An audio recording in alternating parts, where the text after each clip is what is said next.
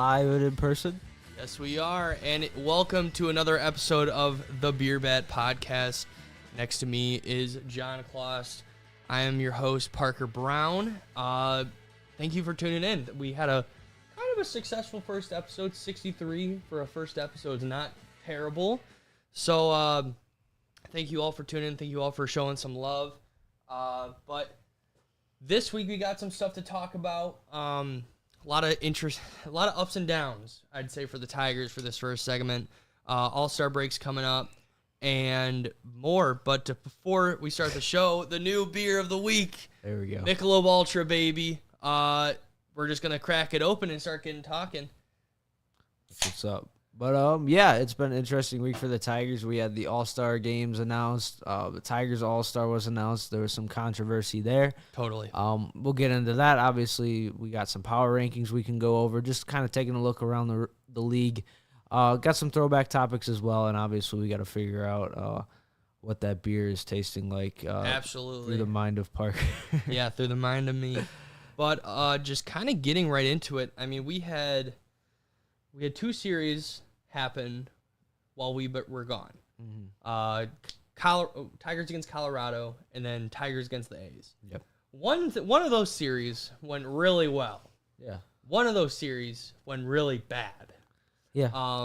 I guess we can start with the good one that happened, because we have a couple of videos to show you of some highlights. Well, two highlights from that game. Two grand slams were hit that game. One by Javi Baez, one by Jake Marisnick. So we'll show you that real quick, and then we'll come right back. I'll show you the Javi Baez one first.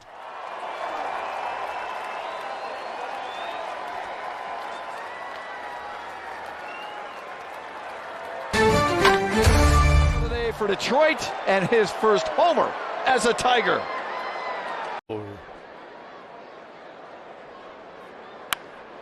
Marisnick, a deep fly ball to left, and it is out of here.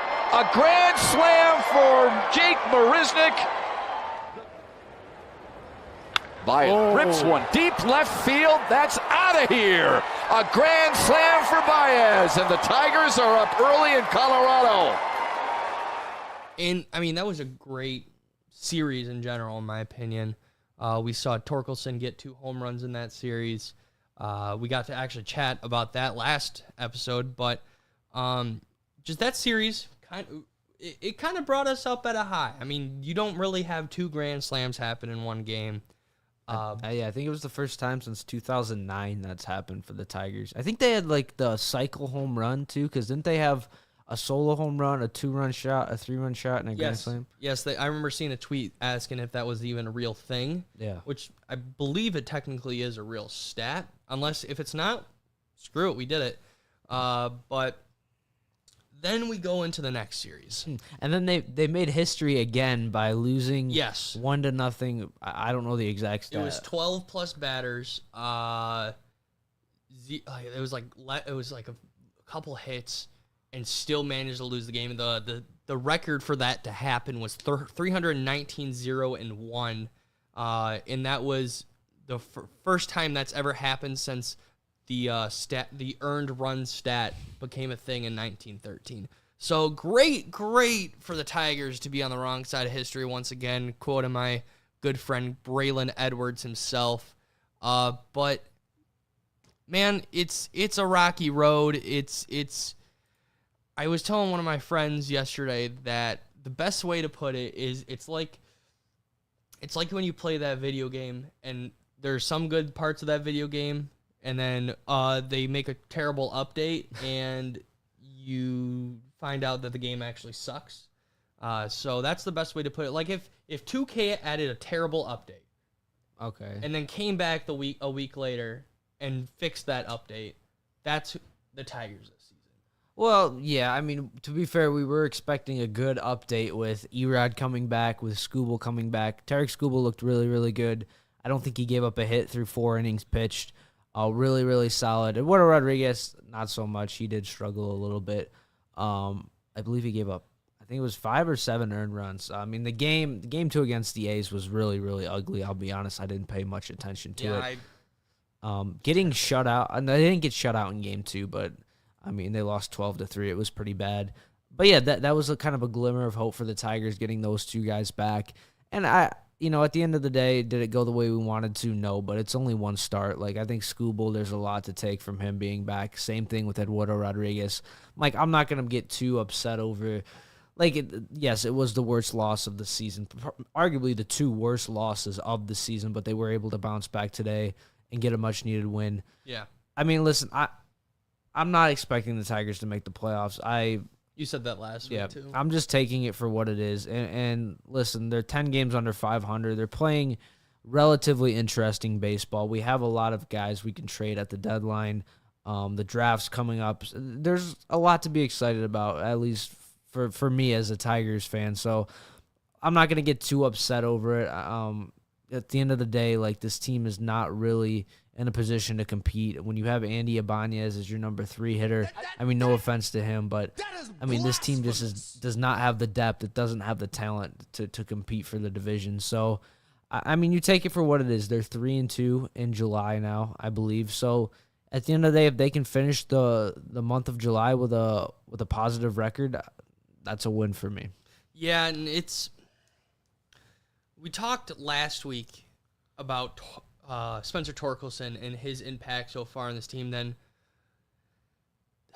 Javier Baez is just, we got to let that horse, I mean, you got to put down the horse at some point. It's rough. Yeah, I mean, I'm kind of tired of losing. I'm kind of tired of being on the wrong side of history, like that one stat we just talked about presented. I mean, Tarek Skubal did not have a bad game. No, he looked fantastic. I mean, like, I don't know. It's like picking your battle. Like, there's a positive outlook and there's a negative outlook. The negative outlook is this team hasn't won a playoff series since 2013. They haven't had a winning season since 2016. Or there's the outlook of we have a new GM in Scott Harris. We trust what he's doing. We trust some of these young players that are coming up. That's the way I'm going to look at it. I do have faith in this team. It's not going to be this year. It might not even be next year.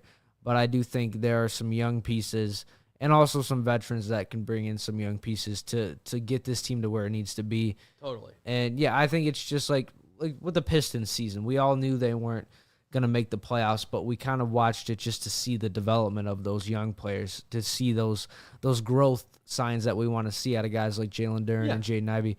I feel the same way about the Tigers. Like, when you see a guy like Tarek Skubal have a good start, or Reese Olson come out of the bullpen and pitch really well. Like, to me, that's what I'm taking away from those series. I'm not getting too hung up on just a loss, because at the end of the day, it's just a loss. Yeah, and, I mean, we really shouldn't be expecting a playoff berth this year, but I don't know. It's just not.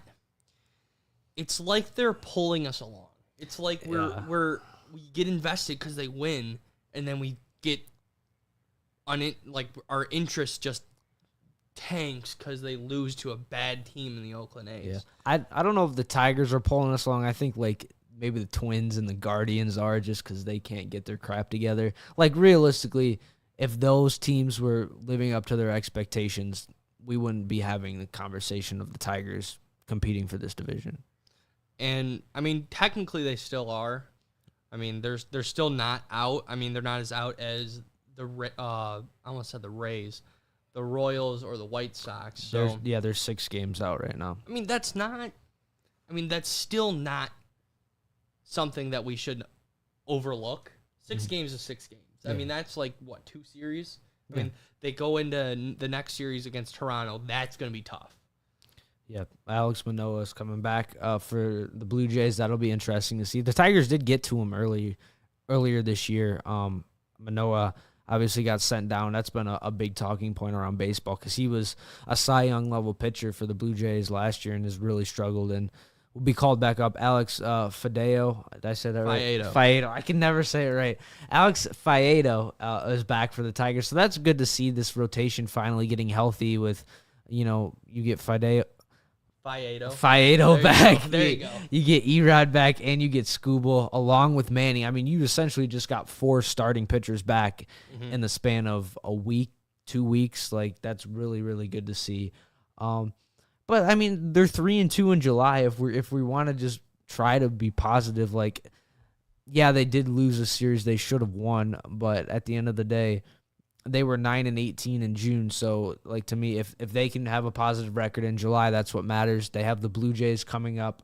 I know they have a 4-game set against the Royals later this month. They have the Angels. They have a game against the Giants. They end their month against the Marlins. So it's not like they're playing teams like the Rangers or the Rays or the Braves like they were in the month of June. It's a much easier schedule.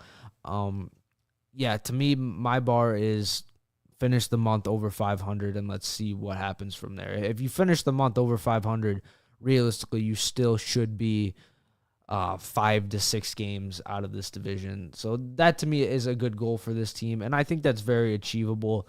Riley Green, he was back in Toledo, had a 5-hit game, his first game in Toledo. Really? I didn't see that. I didn't even know he was back up. Wow. I think like a rehab assignment. If he recovers and gets back, I mean, then the chances come back that we could actually win the division. Yeah, that's big for them. Akil Baddoo should be back pretty soon as well.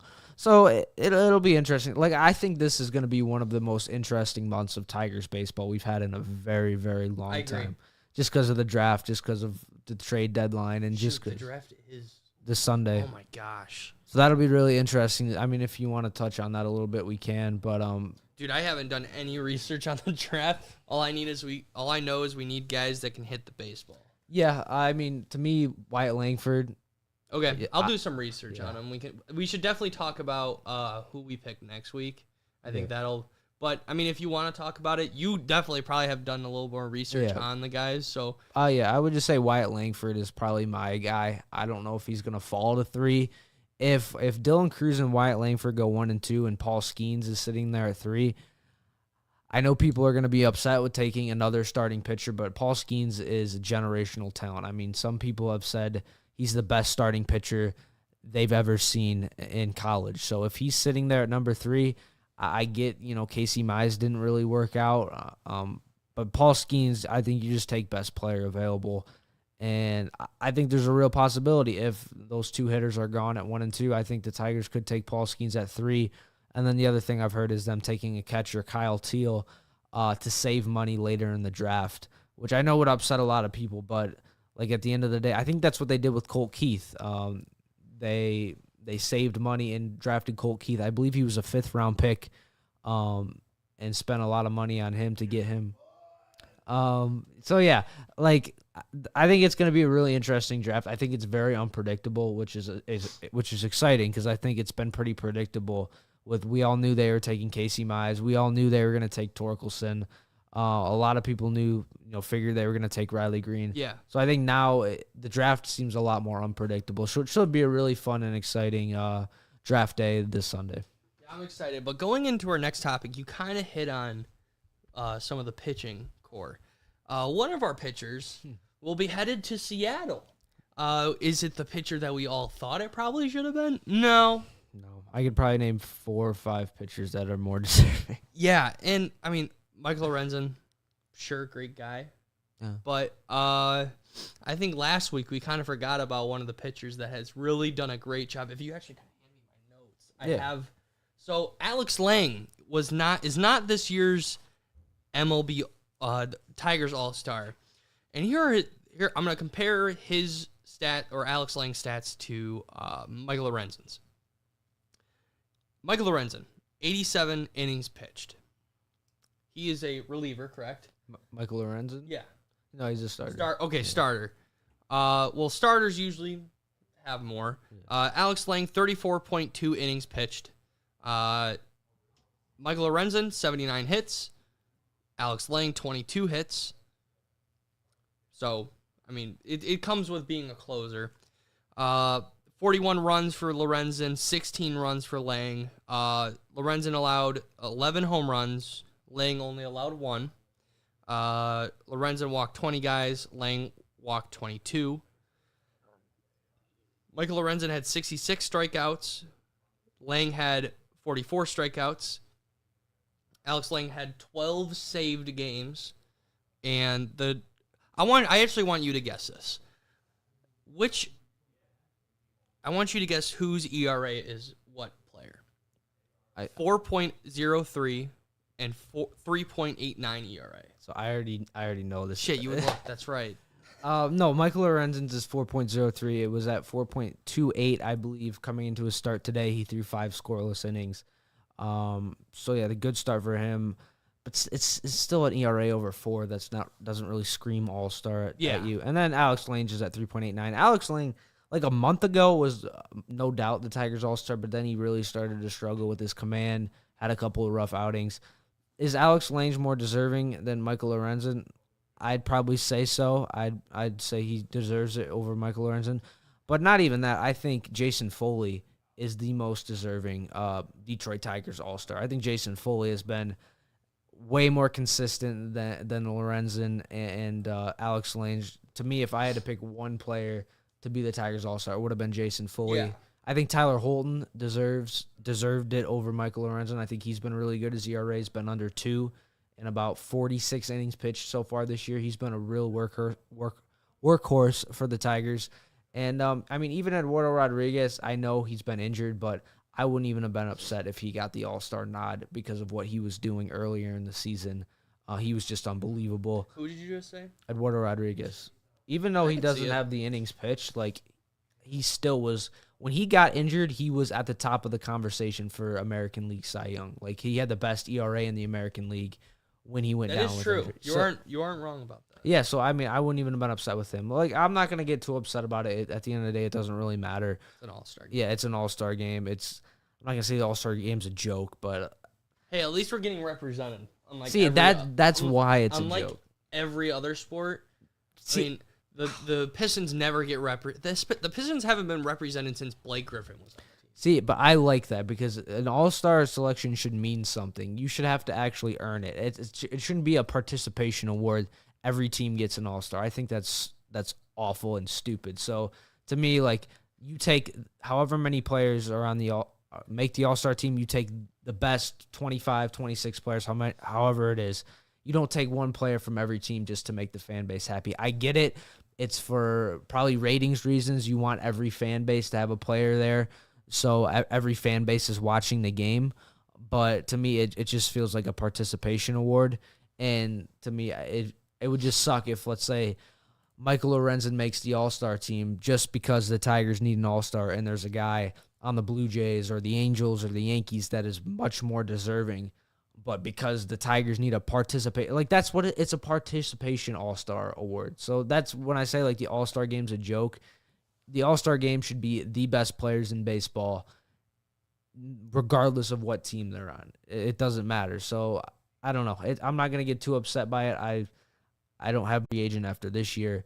Get some value out of them. Yes, definitely get some value out of it. And I guess if being an all-star helps his trade value, which I don't think it does, because I think GMs are smarter than that, maybe that's a good thing. Shout out to JB giving us a nice Triple H suck it. But I don't know. I guess I'm on the opposite end of you with that. But what's the opposite end of that? Because I think with the All-Star game, I think it's a celebration of it's a celebration of that sports league. That celebration should involve every single team. So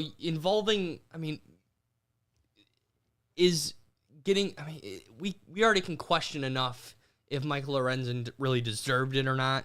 I mean, like we said, 4.03 ERA is not really like all-star.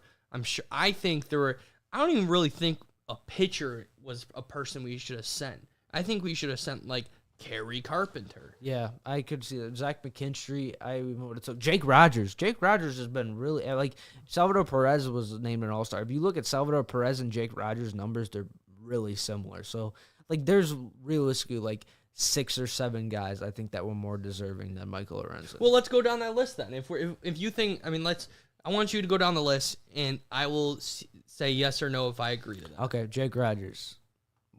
I think he's fringe, yes. Is he more deserving, yes or no, than Michael Lorenzen? Yes. Okay. Zach McKinstry. Yeah. Oh, yeah. Kerry Carpenter. Yeah. Spencer Torkelson. I'd say Spencer Torkelson, yeah. We're at 4 right now? Yeah. Wow. Tyler Holden. No. Why not? I don't know. Just doesn't seem like an all-star name. I haven't done a lot of research on Tyler Holden, but I mean, what's his ERA? It's under 2. Oh, then yeah.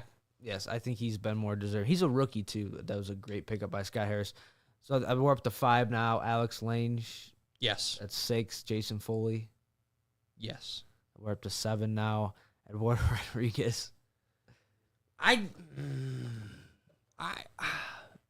mean, he's definitely more deserving than Lorenzen, but not more than the guys we already listed.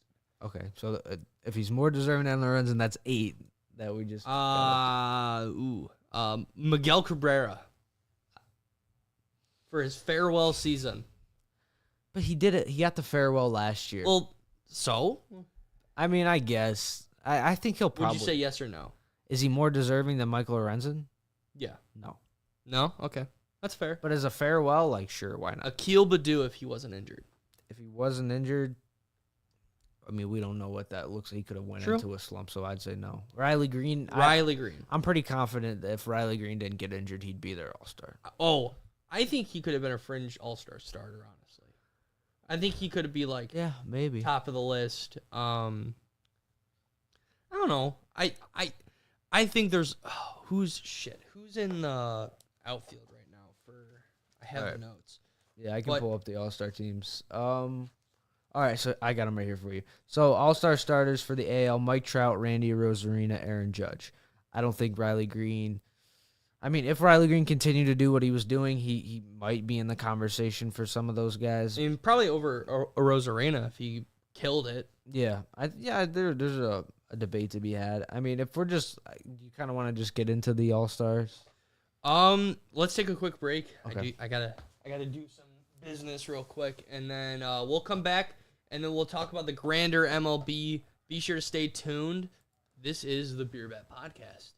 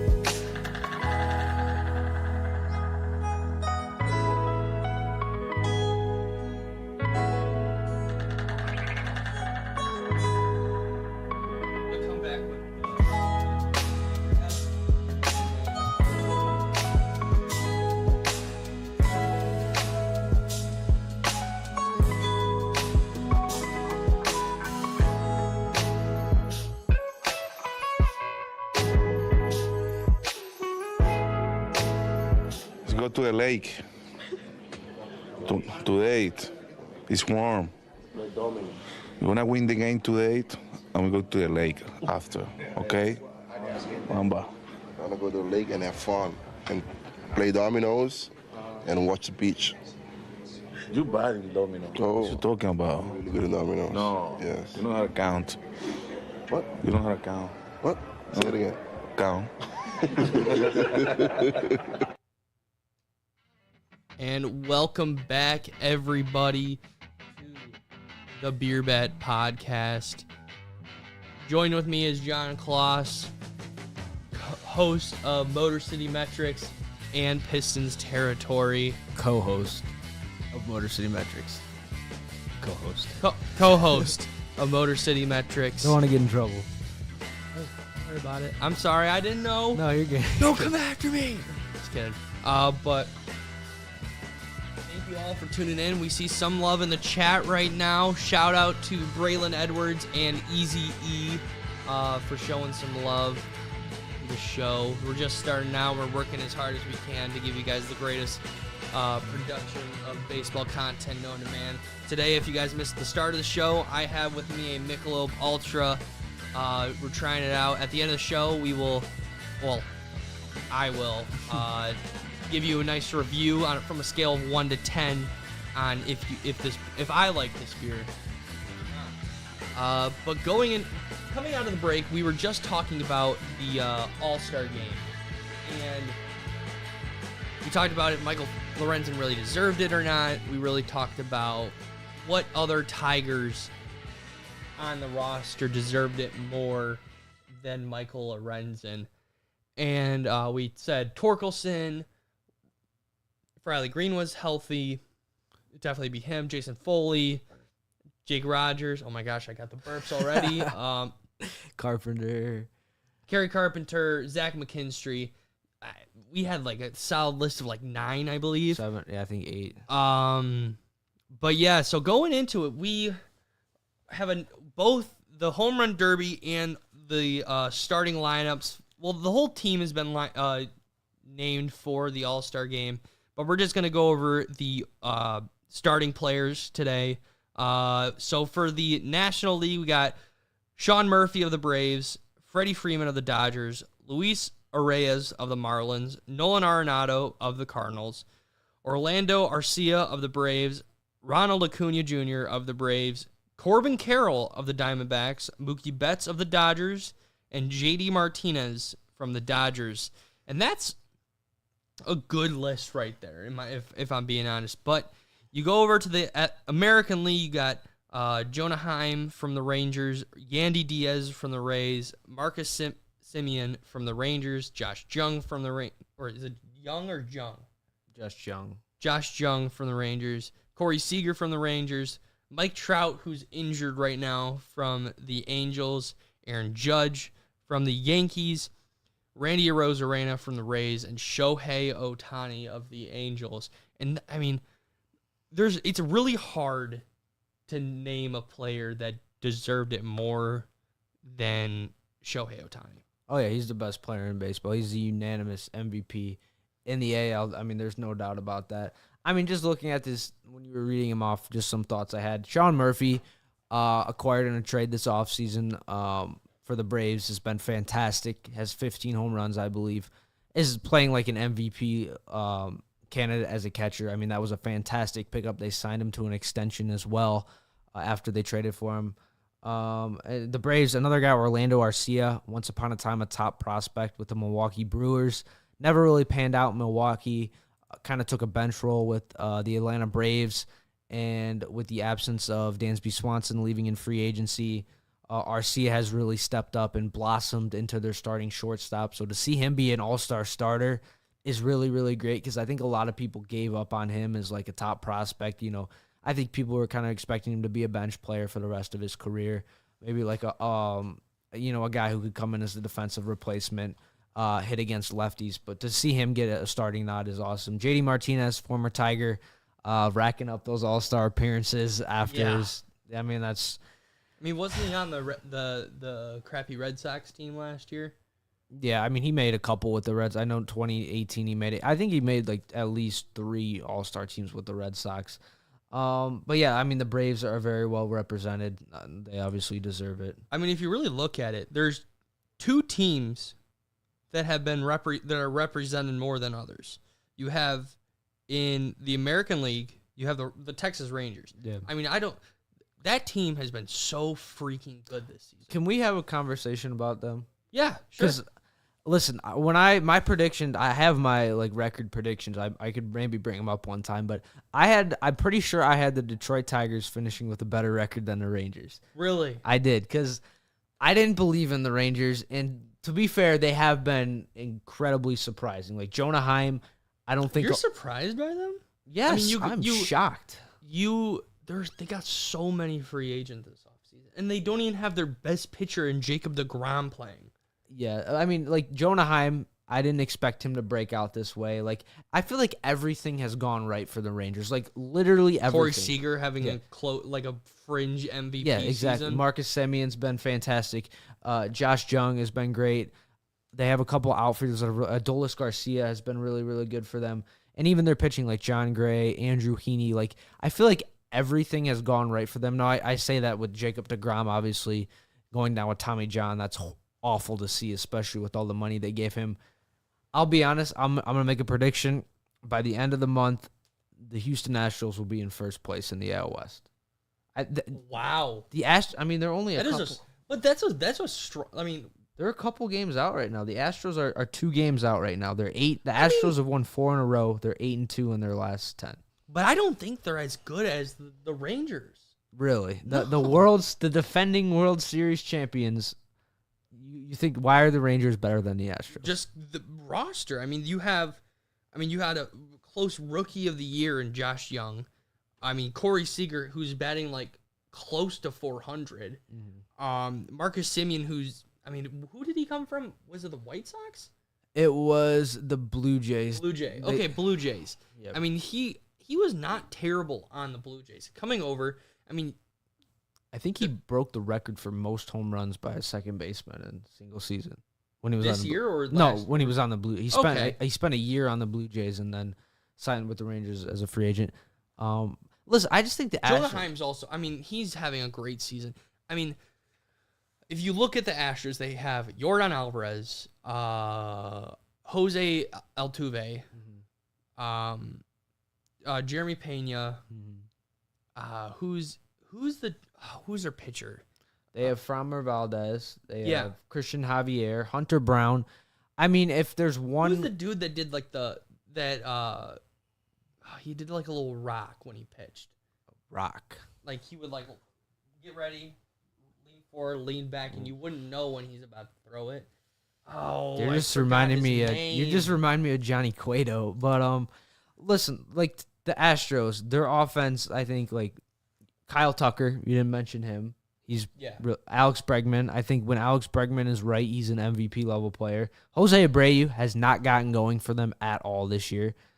For the Rangers or for the Astros? We're talking about the Astros. Yeah, for the Rangers. I think they're a sleeping giant. They're 11 games over 500. They're playing better baseball, and the Rangers have been struggling a little bit. Like Rangers are 4-6 in their last 10. I mean, if we just want to go back 2 weeks from now, their division lead was a lot bigger than just 2 games. So I think it's going to be really, really interesting to see. But I think the Astros offense is going to start to click a little more. I would just be a little worried about their pitching with them losing Justin Verlander in free agency, losing Lance McCullers to injury. I think they're a prime, trade candidate for maybe Eduardo Rodriguez, Marcus Stroman, whatever free agent pitchers are on the market. I think the Astros should be at the top of that list. You don't bet against the Astros. You don't bet against 2-time World Series champions. I know that the one World Series, you can maybe put an asterisk next to it, but at the end of the day, they know how to win. They have the experience. They have the guys that know how to get it done. To me, they're winning this division, and I'll be honest, I'll be shocked if the Houston Astros don't win the AL West this year. I think that's fair. I think just like when you explain like experience, I don't know. I think I'm just kind of on the Rangers bandwagon this season. That's why I don't want to hop off and just say, "Oh, the Astros." Yeah, and I maybe could come off as like a Rangers hater. Like, listen, I was wrong about the Rangers. I thought they were going to be like a 75-win team. They're going to make the playoffs this year. I'd be surprised if they don't make the playoffs this year. But I think they're one of those teams that we're going to look back on at the end of the season. I think their first half is going to be a lot stronger than their second half because I just don't think all these guys can keep this up. Corey Seager is going to go through a slump. Jonah Heim is going to go through a slump. What if they don't, though? If they don't, then they're going to win the division. But I don't see I just think they're playing over their head right now, and they're going to come back down to earth a little bit. They already have, I wouldn't say they were running away with this division, but they were obviously in control of this division. Not anymore. They only have a 2-game lead. I still think they're like a high 80s win team, but I don't think they're like a World Series contender. Like you'll see in my power rankings, I don't really view them the same as the other top teams in the league. I don't think they have the experience. I think they're still pretty young. So yeah, you can call me a Rangers hater, I guess, but hey, I'm not calling you anything. I'm just saying that I'm full steam ahead on the Rangers. yeah, I'm full steam ahead on the Astros, and hey, I'm not betting. Everybody's against got their own opinion, man. Yeah. But if you want to, I mean, you alluded to it already. Let's hit the home run derby right now, and then we'll go into the next topic. But the home run derby lineup is actually kind of interesting. We got at the number 1 seed, Luis Robert Jr. What's Rushman's first name? Adley Rushman. Pete Alonso versus Julio Rodriguez. Mookie Betts versus Vladimir Guerrero Jr. Adolis Garcia versus Randy Arozarena. I mean, there are a couple the lineup that sticks out to me the most is Pete Alonso versus Julio Rodriguez. I think that's going to be the best one in the first round. And honestly, that was me and Maz were talking about this on Armani and Edwards today. That was what we were thinking was just going to be the final. Yeah. Well, it's weird how they do it now. They kind of have like a bracket. I mean, like the home run derbies, if that's your thing, that's cool. To me, the only real interest I've ever had in the home run derby is when the Tigers players win it. Like I remember Prince Fielder. Didn't Prince Fielder win it when he was on the Tigers in 2012? Yeah, I remember this. That was really, really fun. Yoenis Cespedes, I remember it. I think it was 2015. Oh, I think it was 2015 when he was on the Tigers. He was in it. But I remember... Fielder? No, Yoenis Cespedes, because I know he won it, I believe, when he was on the Athletics. But I can't remember any other Tigers that were in the home run derby. I know Brandon Inge was in it in 2009. I'm sure Miguel Cabrera was in it a couple times as well. But, I mean, I don't know. It's not your fancy. No, it'll be fun to, like, watch, but I'm not, like, invested in who wins. Like, it's, like, good for them, I guess. I think they get, like, a little bonus if they win or whatever. But I think the home run derby is better than it was. I think having the timer makes it a lot better and a lot more interesting. But, yeah, I mean, it's not my cup of tea. Would you... So we're getting a little bit out of baseball, but okay. Would you rather watch the home run derby or the slam dunk contest? Home run derby. Home run derby. No, it's not even close. Home run derby. I was just saying that because, like, the slam dunk contest has gotten so bad over the years. But out of the lineup, who do you think is winning it all? I think Pete Alonso. I think he's He'll won be a it. 3-time champion after this? Yeah, I know he's won it at least once. He'll be fun. Where's the All-Star game at? Is it Seattle? Seattle. So Julio, I would just say Julio Rodriguez because it's in Seattle. I mean, if I had it my way, I'd put, like, Miggy in there or, I don't know, Torkelson, but like if there was a Detroit Tigers player in there, I'd be interested. I'd probably say Pete Alonso. Shohei's not in it.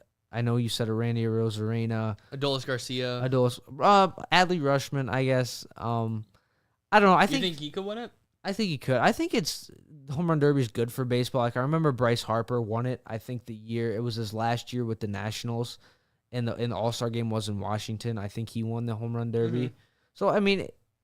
Like, I guess just have Julio Rodriguez win it. It'll be a good moment for Seattle and a good moment for baseball. So, yeah, just give me Julio Rodriguez. All right. My pick, I think the Pete Alonso, Julio Rodriguez matchup is going to be good. However, I think the Mookie Betts and Vladimir Guerrero Jr., I think Vladdy is a dark horse winner of that whole thing. Didn't he win it He won it. I know Vlad won it once. He didn't win it last year. Juan Soto won last year. Okay. I think I'm not super interested in the Luis Robert Jr. and Adley Rushman matchup. I mean, I'm just not. I'm a huge White Sox hater, so but the Adolis Garcia and the Randy Arozarena, I think all close seeding matches, no matter what sport it is always a fun thing to watch, no matter if it's the NBA playoffs, the NFL playoffs, NHL playoffs. No matter what circumstance it is, there's always the best matchup between number 4 and 5. Oh, yeah. Yeah, definitely in the NBA playoffs. Like, Adolis Garcia or Randy Rosarena could easily go either way.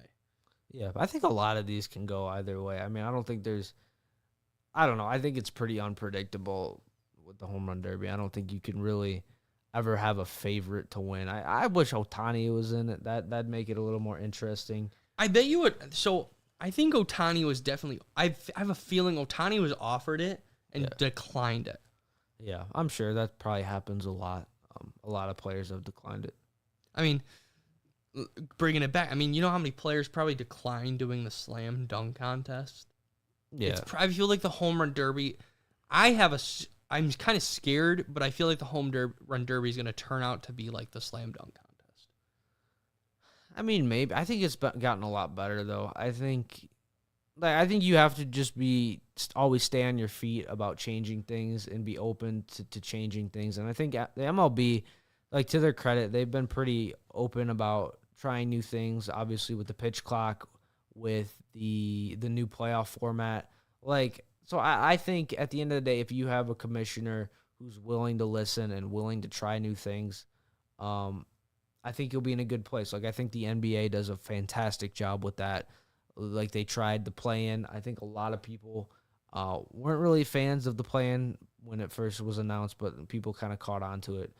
Getting a little bit off topic, but basically I think MLB's in a pretty good place, and I think the home run derby is going to be fun. I mean, I think viewership in general for the MLB has just gone up because of the pitch clock. Yeah, the pitch clock's amazing. Like, one of the best things I think that's ever happened to baseball, and you can't stop there. Like, I know people will say, "Well, that's not baseball. That's not the way, this is the way baseball should be." To me, you just make the game the best it can and the most entertaining for the viewer. No matter, like, if they made baseball games 7 innings long, like, I'm sure that would upset a lot of people, but I don't think that would be a bad thing. Like, I think it would make the games more interesting. I don't think games would drag on as much. Now, obviously, there's advertising and the games will be as long, but I'm just saying, don't be afraid to try new things. And just because you've done something a certain way for so long doesn't mean you should just stick to it. Like, I think you have to be open to change. Yeah. And like, the world is always changing. Like, with technology, I think sports in general have to be open to change and doing new things. And I think baseball has started to do that, and I hope they continue to do that. You know what I say to people that complain about rule changes? Shut up. Exactly. Like most of the time, the rule changes are going to be way more beneficial to your sport. You know how many people I heard, like older guys in my life, that have complained that younger people like me do not care about baseball. They care now. They care now that they're speeding up the game. That's been the biggest complaint that I know of when I was in college. Nobody wanted to watch baseball because it was close. Some games could go close to 4 hours long. You know, most movies nowadays are close to 3 hours, and most people don't even want to go see those. Like, I think you gotta understand the demographic, and you gotta understand where the current generation is going. And I think that's what the MLB has done a really good job of. And to the people that complain and whine, and this is not my baseball, I wanted to sit all day and watch baseball. Yeah. Too bad. It's not your call. Are you the commissioner of baseball? No. So shut up, watch the game, because you're going to do it anyways. No, we want younger people to watch baseball. We want baseball to be looked at as the same way as the NBA and the NFL. Obviously, it's not, and it might not ever be, but it realistically probably won't. But the more and more you adapt to the way the current generation is going, the better you're going to be at the end of the day. The better, the closer. I mean, in my opinion, the NBA is starting to fall. I mean, that's why when we were on Pistons territory, they're doing that in-season playoff. They're trying to find new ways to bring people in. And that's what the MLB has done. The MLB has changed so much in just this one season. Yeah, and that's not even just sports, that's just life. Like, trying new things and changing, if it doesn't work out, then just go back to the way you were doing it. Like, if there's a rule change that you think can positively impact the game, try it. If it doesn't work out, then just go back to what you were doing. Like, people that just want it to stay the same, it's never Nothing successful stays the same. Exactly. The game of baseball will die if it stayed the same. It's simple as that. Like, you have to change with the times. You have to be open to change and trying new things. And, like, just try new things. And if it doesn't work out, well, then just try another new rule. If that doesn't work out, then you can just go back to the old rule. Like, Totally. We're getting off on a bit of a tangent here. No, we're good. I think this is a topic that I've been wanting to talk about. Because so we're good. Yeah, we love baseball, and we want other people to love baseball. The more people that enjoy baseball, the more people that are going to do stuff like this. The more people are going to put shows out talking about the sport of baseball. Yeah, and it's like you just have to be open to change, and you have to. I mean, that's basically it. We want young people to enjoy baseball more. We want baseball to maybe one day be looked at the same level as the NBA or the NFL. It might not ever be, but that should be your goal. That should be the goal, is to be the best sport you could possibly be and have the most people interested in watching it. So let's go back to the rundown. Like you said, we got off a little tangent, but I feel like it was a good tangent. Oh, yeah, that was good. Have you seen the Reds rookie stats this season? So I know Matt McClain, their shortstop, has been fantastic for him. I think that's really fun to see, because I remember he was a guy that was projected to go at the top of his draft class and then kind of fell a little bit. So that's good to see. Obviously, Elly De La Cruz has been fantastic. Yeah. I know they have I can check in a second. They have a left-handed starting pitcher that's been really good for them. But yeah, I mean, did you have some numbers you wanted to So share? I do. I have 3 numbers, and they're at the top of the MLB. The Reds rookies have had the most hits in the MLB with 185. Their OPS is the second highest in the MLB with a .840. And their RBIs are the most in the MLB with 93. Like, they have just gone off. And we have another Reds topic going in later in this segment, but man, the Reds are a team last year that were just god awful. And to see them turn around like this is just crazy. It's fun to see, and I think, like, if you remember the Reds in 2020, they made the expanded playoffs. That team was led by, like, Trevor Bauer, who was the Cy Young. You had Castellanos, Mike Moustakas, Jonathan India. And to see them be able to turn it around this quick, I mean, they only really had one bad season last year. I mean, 2021, they were still pretty competitive. But, yeah, they were able to flip Sonny Gray into Spencer Steer, their first baseman. He's another rookie that's been really, really good for them. They've made some smart trades. Luis Castillo, they got an absolute haul for Luis Castillo. Didn't he go to Seattle? Yeah, for Nueve Marte, I think that's how you say his name. I mean, they have so many young players coming up, so many young, exciting prospects. It really just reminds me, as a Tigers fan, it really sucks to see all these other teams have success. It feels like every other team is finding success but the Tigers. Like the Rangers, looks like they're going to make the playoffs. The Orioles, seems like they're done with their rebuild and they have a very bright future. Now the Reds, like all these other teams have kind of risen. Even the Diamondbacks, that's another team that was rebuilding. And it seems almost like a lot of the divisions in the league are starting to flip on its head. Oh, yeah. Like, there was no, like, I think, basically. Like, nobody thought the Reds were going to be at the top of the division. Nobody thought the Cardinals were going to be at the bottom of that division. I thought the Cardinals were going to be really good this year. Oh, yeah. I thought they were a World Series contender, 90-plus wins. It looks like they're not even going to finish as a 500 team, and they might be sellers at the deadline. So we kind of alluded to this. You kind of alluded to this in what you were just saying. But we have our we're going to compare I'm going to say the MLB Network's power rankings and then compare them to ours. And if you're now tuning in, you probably already see this on our socials of both our lists. So for the MLB power rankings, should I go 10 to 1 or 1 to 10? Let's go 10. Let's go 10 to 1 and give them a little bit of suspense. Okay. At number 10, the New York Yankees, which I don't know how much you agree with that, but I'll just run down the list and then we can say ours. Number 9, the Houston Astros. Number 8, the San Francisco Giants. 7, the Miami Marlins. 6, the Los Angeles Dodgers. 5, the Baltimore Orioles, 4, Arizona Diamondbacks, 3, Texas Rangers, 2, Tampa Bay Rays, and 1, the Atlanta Braves. I almost said Atlanta Braves. Yes, the Atlanta is definitely number one. But do you want to go over your list, or do you want to talk about that? Well, let's talk about ours, and I think that will help the conversation a little bit more. Do you want me to go over yours, or do you want me to go over mine? We can do both. I mean, all right. We can start with yours. Okay. So number 10, I have the San Francisco Giants. I feel like they've proven that they're a solid team this season. They're going to make the playoffs. 9, Astros. I never said that they weren't a top 10 team. I just said they weren't as good as the Rangers. I think they have so much that they can build on. I definitely think they're still a contender for the World Series this year. 8, it's kind of a surprise team, and we just talked about them, the Cincinnati Reds. Yeah.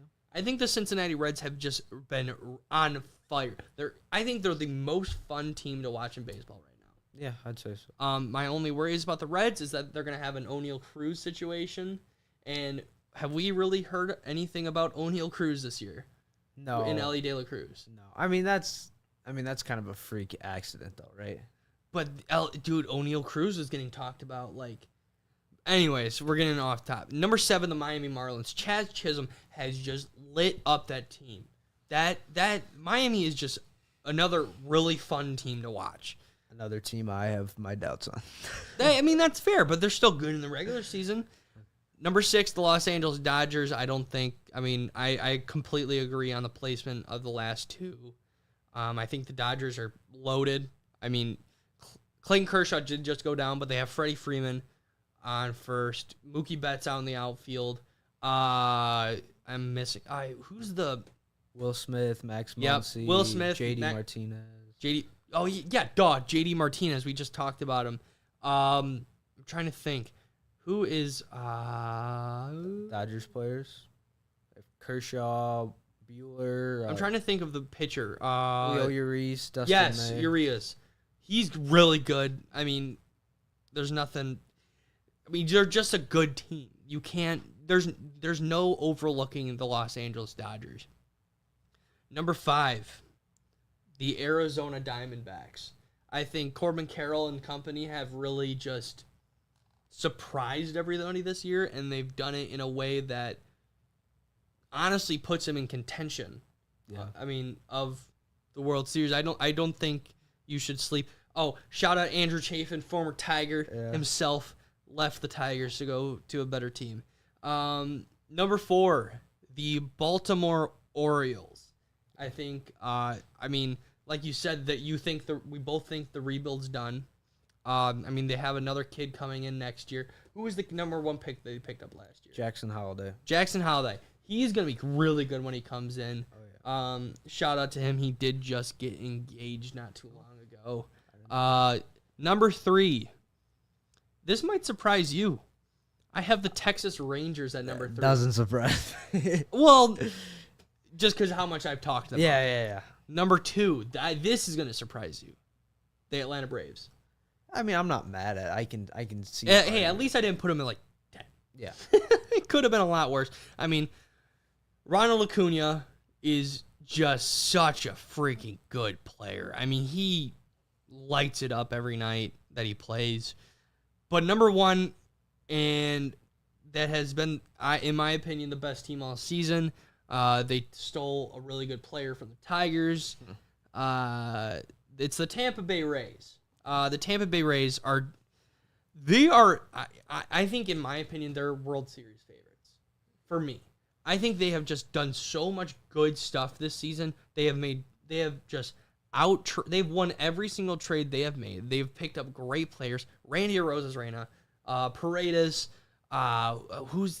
there's another guy. He's on the All-Star team. Yandy Diaz. Yeah, Yandy Diaz.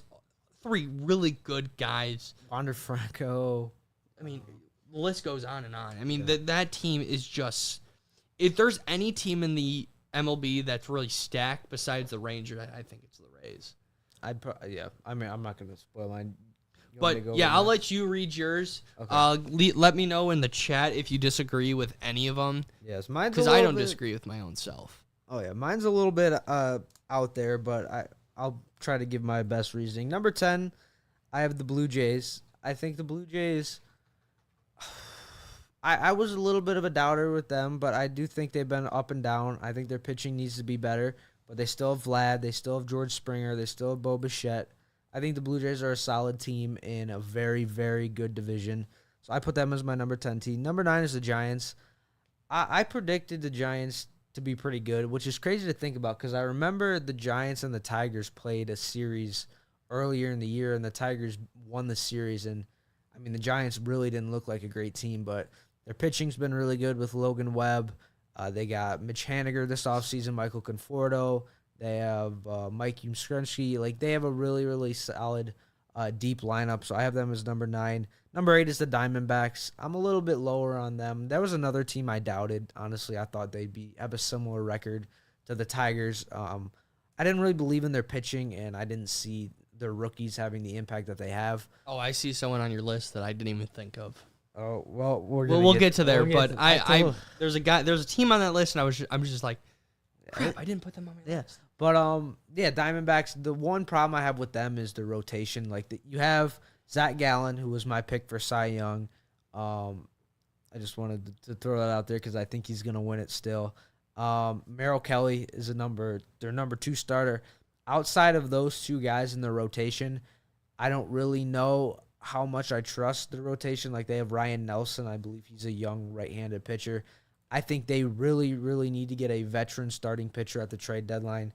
So, yeah, I'll have them as my number 8 team. I still think they're making the playoffs as a wild card team.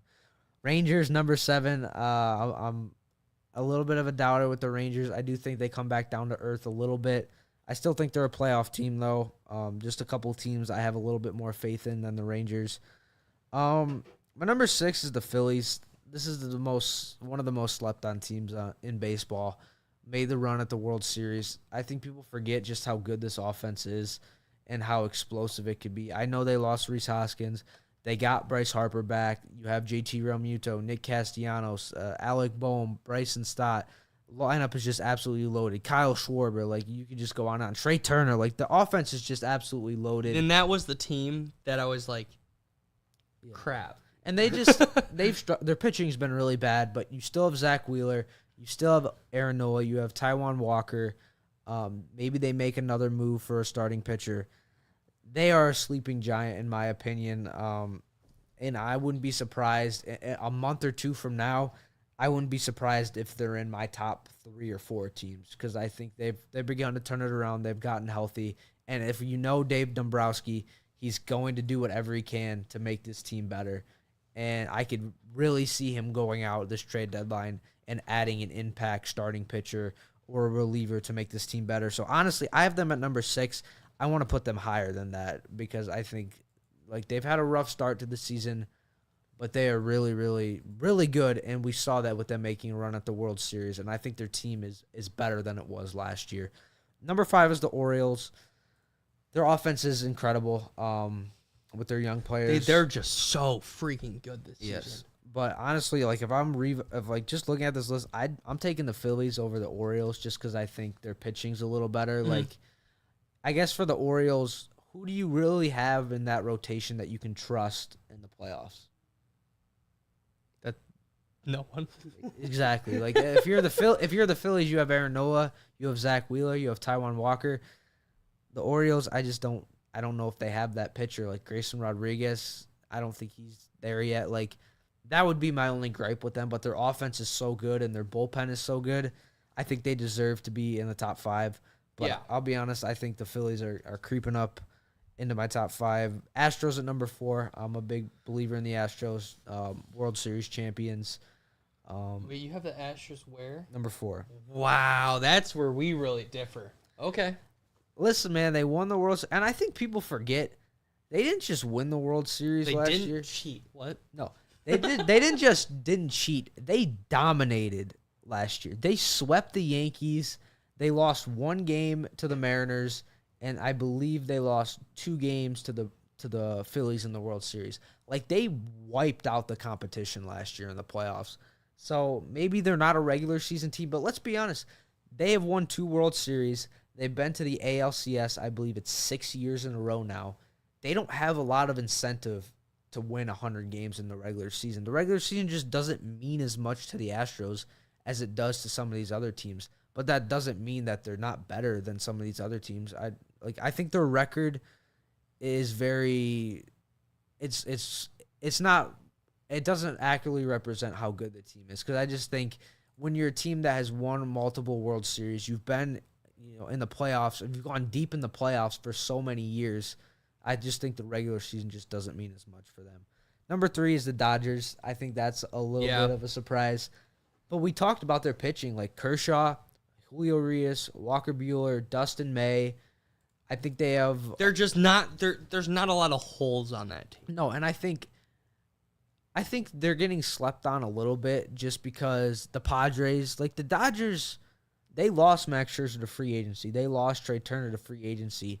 People aren't used to the Dodgers losing players in free agency. Like, I think they're usually the ones getting... Yeah, exactly. I think they're a little slept on, and I think that's going to benefit them come playoff time. Like, to me, there's more pressure on the Padres, who just signed Bogarts to that huge contract, who just traded for Juan Soto. Like, the Dodgers, I think, are laying in the weeds a little bit, and I think, come playoff time, good luck when you have to face Julio Urias, Kershaw, Walker Buehler back-to-back. Neither of us put the Padres, did we? No, the Padres crazy. Haven't been bad. Like, they haven't been terrible. I don't think they've been much better than the Tigers' record. I mean, I can double check real quick, but yeah, that's crazy. Like, the Padres, I think, were one of the favorites. They're 41-46. So, yeah, I mean, they're 5 games under 500. I don't think they deserve to be in the top 10. I think they're, I'd say top 15. Yeah. Yeah. Who'd you have over them if in that case then? That's not in my top 10 right now. Well, we'll get to that after you get to your last 2 picks. Okay. Rays number 2, fantastic. Their pitching's really, really good. It sucks that Jeffrey Springs went down with injury. He had a really good start to the season, but you have Shane McClanahan, who's probably going to win the Cy Young. You have Tyler Glass now. They have a bunch of bullpen arms, and I think their offense, I just didn't see their offense being as good as it was. I think the reason they didn't win a World Series in 2020 was because their offense struggled a little bit, but I think their offense has just reached a new level. With a guy like Jose Siri is a guy I don't think a lot of people have even heard of. Acquired him at the trade deadline. I think he has like 15 home runs this year. Like, they've just been, everyone is hit for them.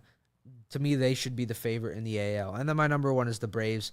Absolutely loaded. World Series or bust. Ronald Acuna, to me, is the MVP. They have a ridiculous amount of all-stars. Spencer Strider. They still have Charlie Morton in that rotation. Max Fried. Like, they're absolutely loaded. And to me, they should be the favorite to win the World Series. And, yeah, it's World Series or bust for them. All right, so before we take a quick break, we're gonna get into after the break the Elly De La Cruz bat inspection situation. But I want to show the little highlight that he had yesterday. As man, this ball he hit is just was pounding. Now remember, earlier in the game there was dispute over the knob of De La Cruz's bat. He points at exactly what was expected, and then I'll pull up the quote after we take a break here. But be sure to smash that like button. I sound like a YouTuber. Be sure to just absolutely Donkey Kong smash that thing. And stay tuned, as next segment, we will wrap it up with some of our favorite. This is probably one of my favorite parts of the show, where we just kind of talk some of our favorite parts of baseball. Be sure to stay tuned to the Beer Bat Podcast.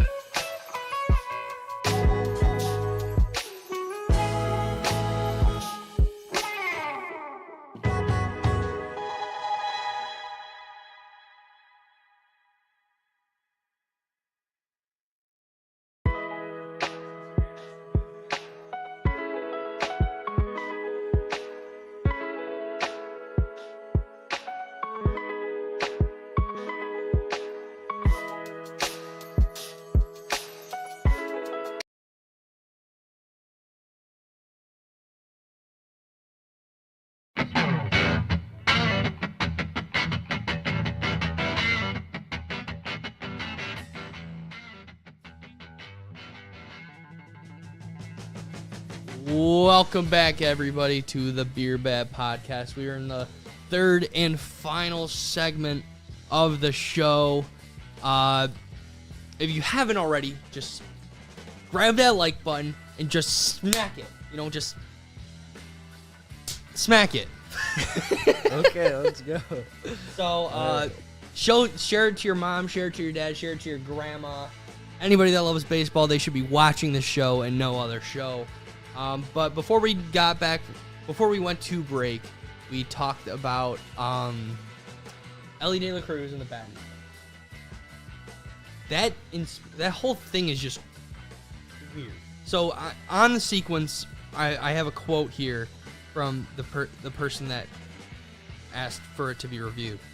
It wasn't a big issue. I just wanted to know what that was. I haven't seen anybody. I know what the device is. He stuttered a little bit. But I've never seen anybody wear it during the game.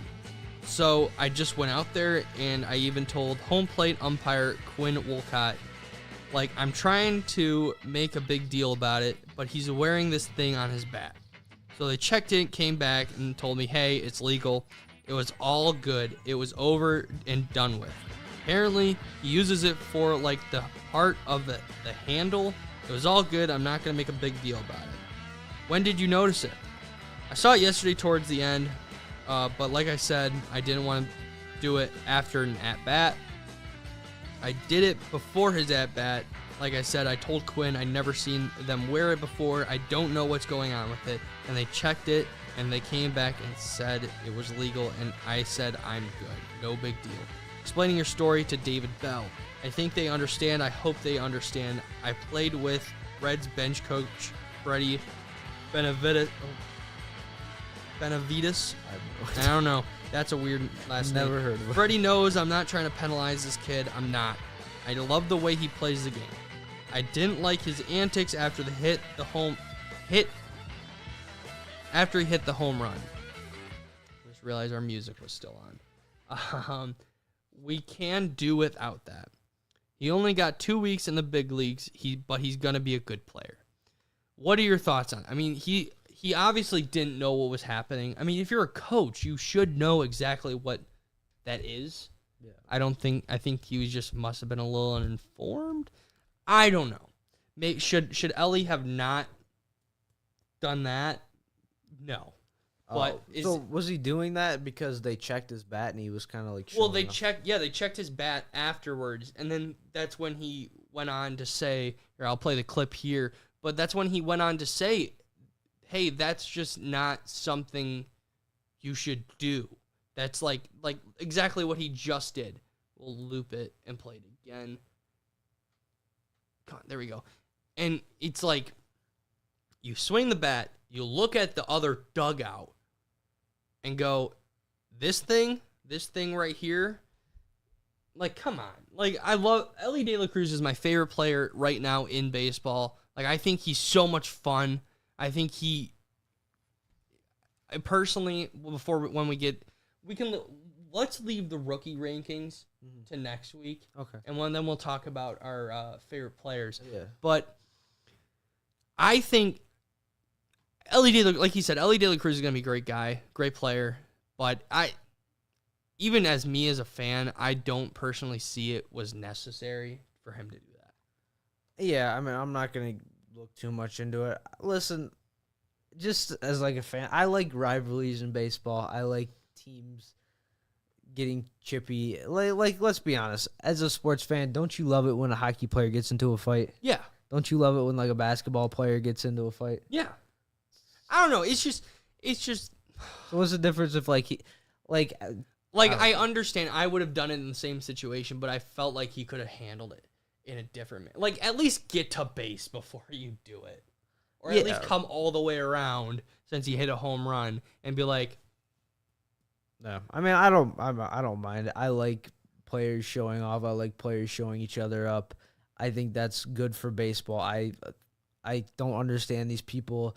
These pitchers that'll get all butthurt because someone hits a home run off them and celebrates. Like, relax. It's a home run. It's a game. It's a game. Like, he was just having fun, and like, I don't know. I love it. I love the competition. I love the passion. I think that shows passion. I think that shows that he cares, that he has a chip on his shoulder. Like, I think that's good for baseball.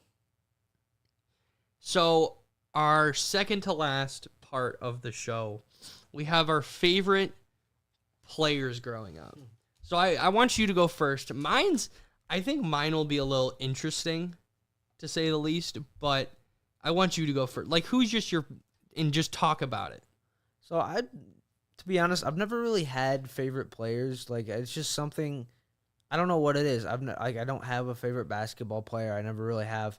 But in terms of like baseball growing up, a player that's always resonated with me would probably be Justin Verlander, just because he was always on those Tigers teams. And I just remember as a kid watching him pitch in the playoffs against teams like the Athletics and the Red Sox and the Yankees, and just seeing him do what he did in the playoffs. I remember like him pitching Game 5 against the Athletics, and those games were on really late, and I would go to bed not knowing if the Tigers' season was over or not, and wake up and see that the Tigers had won the game and won the series, and it was because of Justin Verlander and what he was able to do in the playoffs.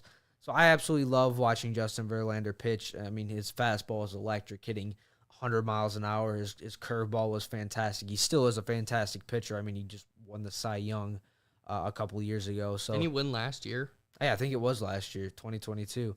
I mean, Justin Verlander, I love him. He's one of the last remaining pieces of my childhood, if I'm being honest. It's literally him and Miguel Cabrera.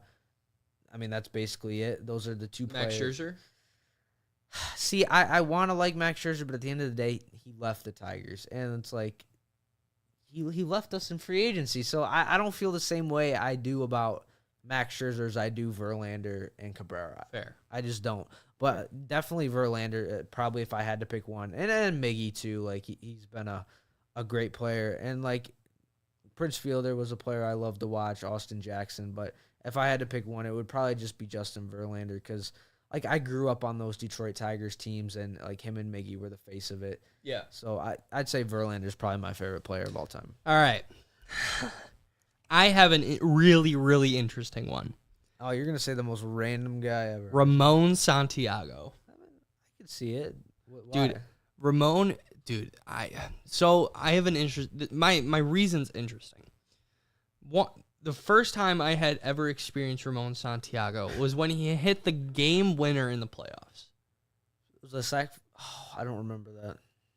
He had a game winner. I don't remember if it was in the play. It was so long ago. It was either in the regular season or the playoffs. I was up north with my cousins. Mm-hmm. He does it, and we're all just screaming. So we go down the stairs and we start doing a chant. We go Ramon Santiago, and so we're just going all the way downstairs, and it's probably one of the most vivid memories I have, and I think that's why I attach to him so much. Is that and then I had. You remember those kid club events they used to do at the Fox Theater?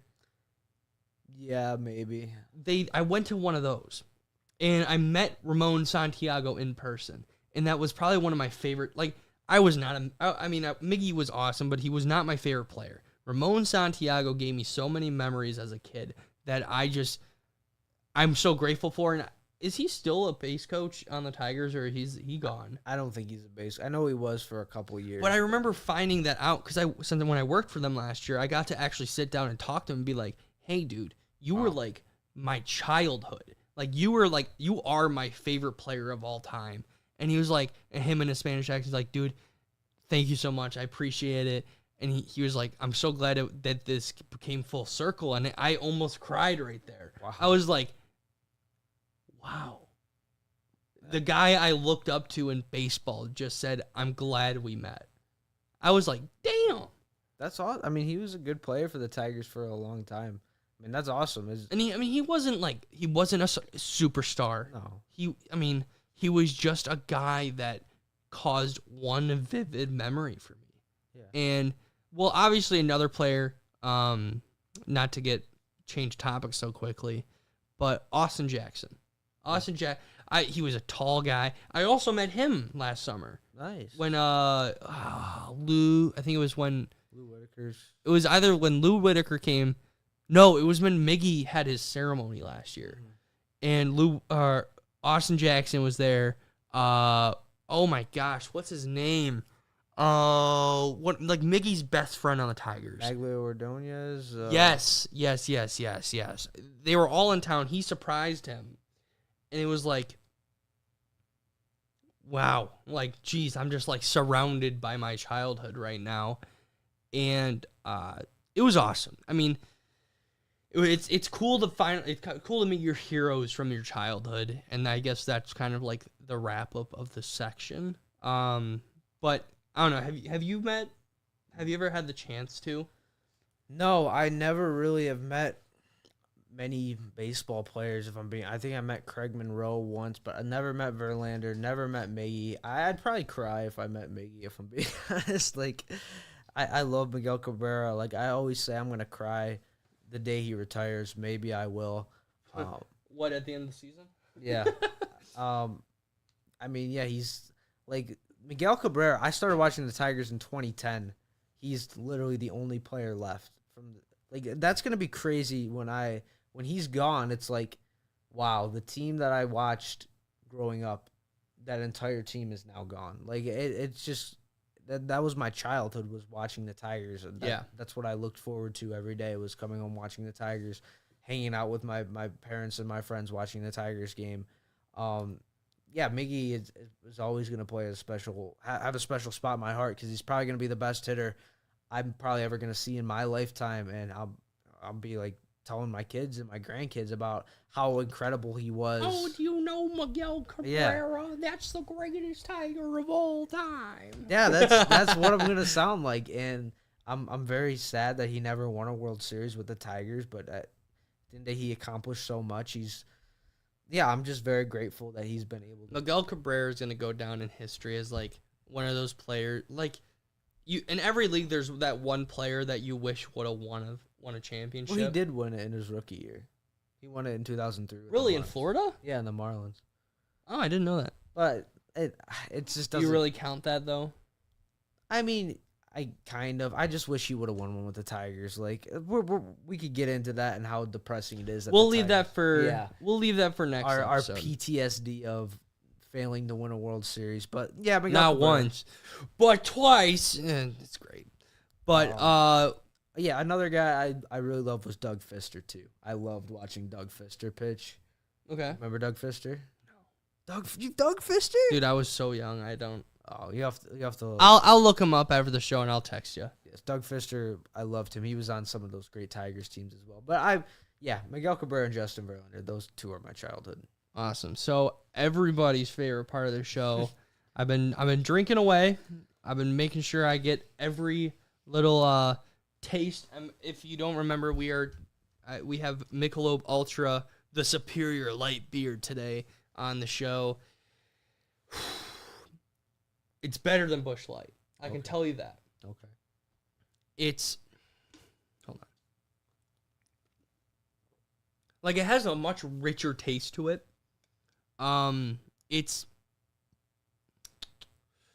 It doesn't taste like just straight water. It has actual flavor to it. So I think that's a plus. It's definitely not bad. I mean, I really enjoy it. I mean, it's 4.2% alcohol per volume. I mean, it's nothing really compared to a lot of other beers. I'm just trying to think of points I want to bring up. When I don't drink a lot of this. When I do, it's on a golf course. Okay. Because it's usually like one of the only ones they have. I'm gonna give it a 7.5 out of 10. I don't think it's probably not the best beer I've ever tasted, but it's definitely a lot better than what I've tasted previously.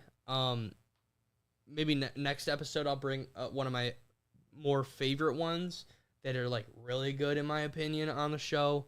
But I'm not going to spoil that. But Michelob Ultra, you get a 7.5 out of 10.